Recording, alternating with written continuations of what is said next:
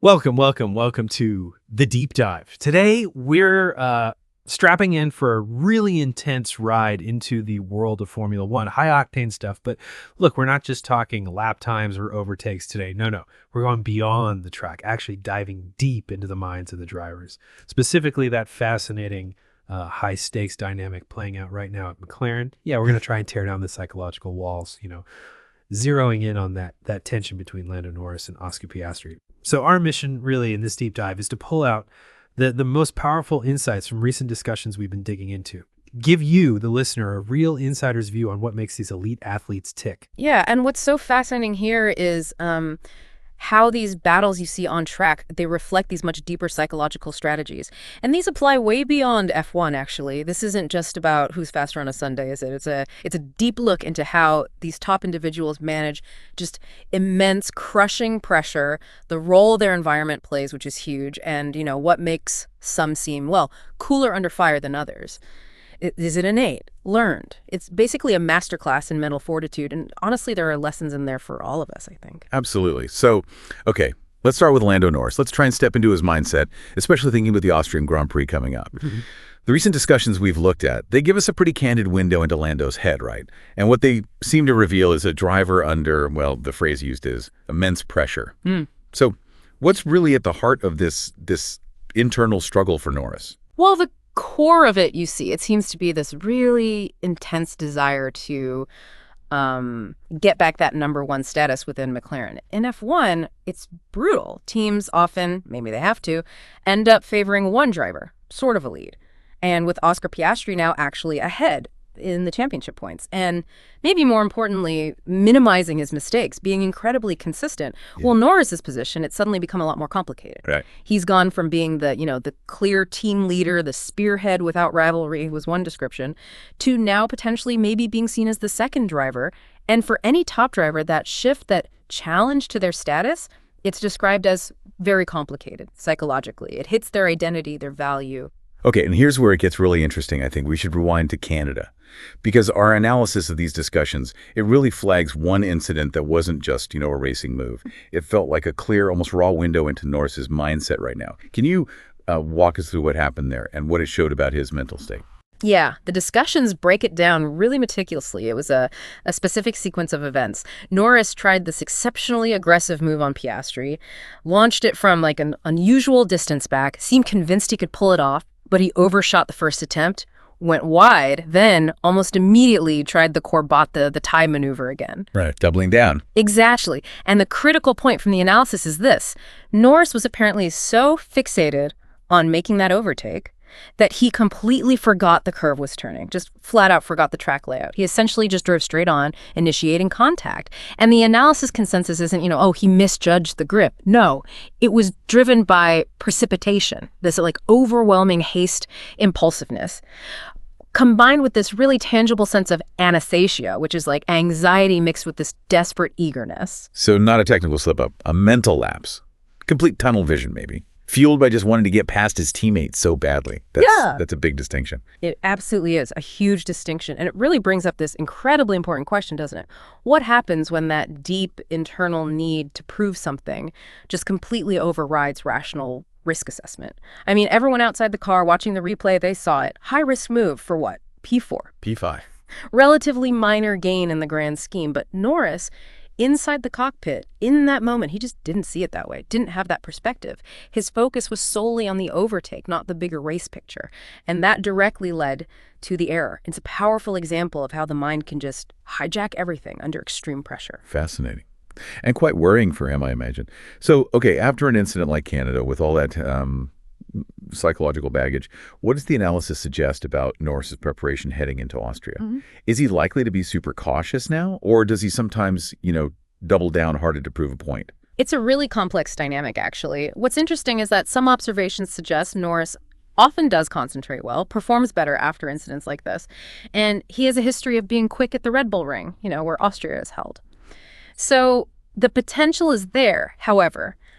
That internal conflict we just talked about, it's definitely still simmering. There's undoubtedly going to be that fear of messing up again, that little voice saying, don't screw up again. Yeah, the pressure's still on. maybe even more so. Exactly. But at the same time, there's the constant imperative for an F1 driver: push, perform, be elite. The long-term view, as it's put in these discussions, is that making another mistake right now back-to-back, that would be worse than the cure. It could really damage his confidence, his standing. So the strong recommendation seems to be he needs to sit down and analyze, really process Canada, and then, maybe, just focus rigorously on finishing in the top 3. Get back into a rhythm. Rebuild that confidence slowly before aiming for wins or consistent podiums again. It's like a strategic rebuild of his mental game. Right. Rebuild the foundations first. Okay. Now let's contrast that with Oscar Piastri. Because according to the insights we've been digging into, he shows this really remarkable level of, well, coldness under pressure. He seems like the calm eye in the middle of Norris's storm, almost unflappable. He really does, doesn't he? And the key to Piastri's strategy, as far as the analyses can tell, is that he's succeeding precisely because he's not fixating on Norris. Instead, he's just singularly focused on, quote, doing his job. And, crucially, growing as a driver. He's still pretty new to F1, remember? And as noted, time plays in his favor. He's building his reputation, learning, without that weight of expectation or the kind of internal battles Norris seems to be fighting. It's a very focused, almost monastic approach. It lets him sidestep a lot of psychological noise. And it seems this coldness is not just something the team sees, right? Yeah. It's generating actual amazement outside the paddock, too. People are genuinely surprised by his composure, especially when he's battling Norris head-on, the team leader. Well, And sometimes even looking composed against someone like Max Verstappen. It is quite striking, yeah. The discussions we looked at even draw a comparison to Kimi Räikkönen, his famous no-blood demeanor, remember, that super stoic, unreactive way he had.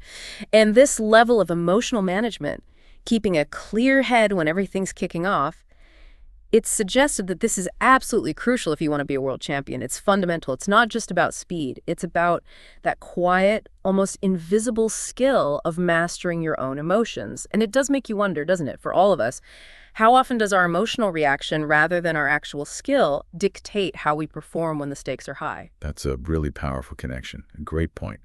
So for Piastri then, what's underpinning this composure? The analyses point to a really key figure behind the scenes, Mark Webber. What's the significance of his influence here? How important is that? Oh, it's highlighted as profoundly significant. Mark Webber's role as his manager, his coach. The huge value comes from Webber's real experience.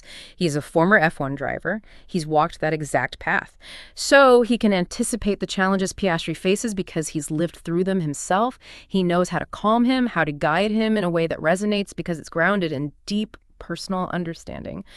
And this creates what's described as a vital, good environment around Piastri. That makes sense. A support system that actually gets it. Precisely. And if you connect that to the bigger picture, it really underlines that in these incredibly high-pressure situations, F1, or any elite field, really, you often just cannot handle everything alone. A strong, experienced, genuinely supportive system, a mentor who truly understands the unique pressures that's vital, essential for peak performance and success, it really speaks volumes about picking the right support network. A really profound insight, actually. And it brings us to a pretty fundamental question. Is this kind of emotional control, this coldness, this unflappability, is it just innate, something you're born with? Or can it actually be developed, learned, cultivated? Even for someone like Norris, who maybe seems more prone to that precipitation and inertia we talked about. Well, the analysis gives a pretty encouraging answer here. Unequivocally, it can be worked on. Oh. So it's not just about your genetic lottery. It involves actively working to generate patience and tranquility, even when things are really tough. The discussion suggests this can be done through, dedicated individual effort and often, crucially, with specialized help from psychologists, for example. Right, professional help. Yeah. Yeah. And they even mention seemingly simple things, but things that can be profoundly effective, like breathing techniques, as tools to manage extreme stress. The idea is, by consciously regulating your body's response, you can start to regain control over your mental state. It's about training your mind just as hard as you train your body, turning what seems innate into something learned. Fortitude. Okay, so if it can be cultivated, what does that mean for Norris right now? The insights seem to imply that changes have to come, even suggesting he might need, new friends, maybe even a new manager. Sounds like they're hinting at some pretty significant shifts needed around him. That's a fair interpretation, yeah. The analysis strongly suggests that if things aren't working, if performance isn't optimal, then changes have to come. Even if they're hard or difficult, they're seen as necessary. And this isn't just about tweaking the car setup. It points to the whole ecosystem around the driver. So yes, it could mean personal changes, routines, habits, or, like you said, changes in the immediate support team. The core message is pretty clear. In F1's high-stakes, fast-moving world, standing still isn't an option. You have to keep adapting, keep evolving, even when it's uncomfortable. It's essential for survival, let alone success. And speaking of changing approach, or learning from others, our deep dive uncovered a really interesting, maybe surprising suggestion for Norris's development. The name Nico Rosberg came up. Apparently, he's offered to coach Norris.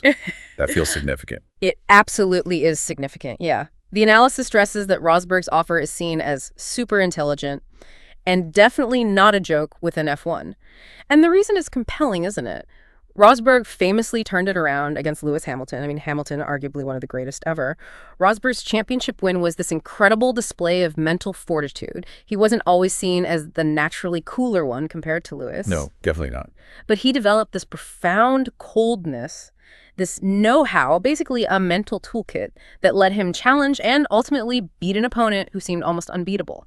His journey proves that a driver can strategically develop those crucial psychological skills, even if they aren't your strongest natural suit.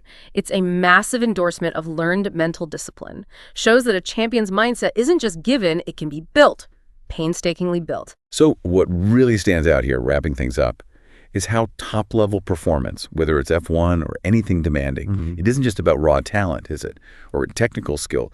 It's so deeply about mastering your inner world and strategically putting together the right support around you. The mental game isn't just like a footnote.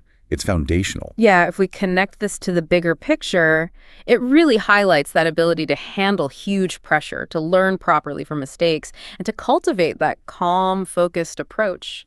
That can be the real difference maker. It's a constant journey, isn't it? Self-awareness, intentional development.